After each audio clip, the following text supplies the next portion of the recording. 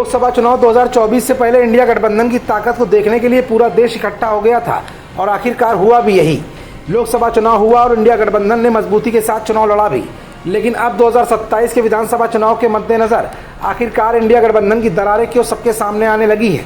क्या आप कांग्रेस के नेता समाजवादी पार्टी के साथ गठबंधन में चुनाव नहीं लड़ना चाहते हैं, या फिर खास तौर से अजय राय अब अपनी दम पर चुनाव लड़ने के लिए प्रदेश में अपने नेतृत्व को आजमाना चाहते हैं? ये कुछ ऐसे सवाल है जिनका जवाब अपनी आज की इस रिपोर्ट में हम आपको दिखाएंगे भी और बताएंगे भी।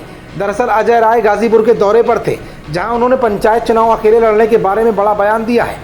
उनका ये बयान उस समय आया है जब यूपी में समाजवादी पार्टी और कांग्रेस की गठबंधन है। पिछले ही महीने समाजवादी पार्टी अध्यक्ष अखिलेश यादव ने विधानसभा चुनाव साथ लड़ने की घोषणा की थी।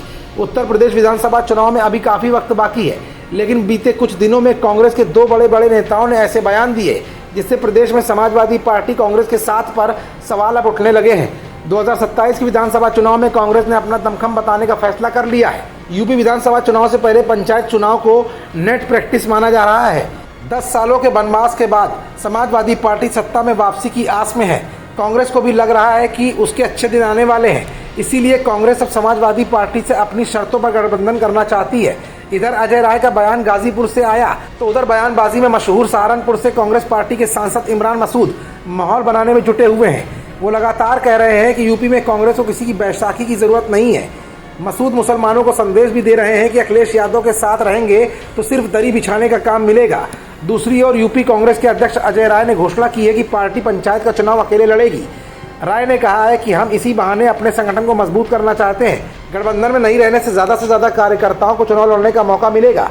पंचायत चुनाव में प्रदर्शन के आधार पर ही विधानसभा चुनाव का टिकट भी तय होगा। ऐसे में माना जा रहा है कि कांग्रेस पार्टी के अगर दो सीनियर लीडर्स इस तरह की बयानबाजी कर रहे हैं तो कहीं ना कहीं आग लगी है जिसका धुआं सामने दिखाई दे रहा है।